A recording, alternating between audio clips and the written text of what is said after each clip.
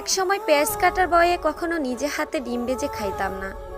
হাত কালো হয়ে যাবে বলে কখনো আলু কাটতাম না। সবজি কাটার বয়ে মা যখন রান্নাঘরে ঢুকতো তখন মায়ের আশেপাশে থাকতাম না। রান্নাঘরে ঢুকতাম না, যদি হাত পুড়ে যায় আর পোড়া হাতের দাগ নিয়ে বাজে দেখা যাবে, এ ব্যাপারটা খুব গুরুত্ব দিতাম। খাবার শেষে প্লেটটা টেবিলে রেখে উঠে যেতাম, তবুও মায়ের কোনো অভিযোগ ছিল না। আমার মাটা খুব দুঃখী, সারা জীবন কষ্ট করে গেছে, একা একা খুব কাজ করতো।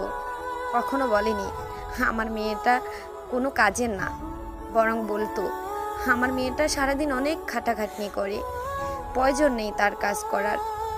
আজ যখন পেঁয়াজ কাটি, সবজি কাটি, আলু কাটি, রান্না করি, তেল ছিটিয়ে গায়ে এসে পড়ে, উফ শব্দটাও করার সময় পাই না, তখন মায়ের মুখটা চোখে ভেসে আসে আর দুই চোখে জল গড়ে পড়ে মায়ের জন্য।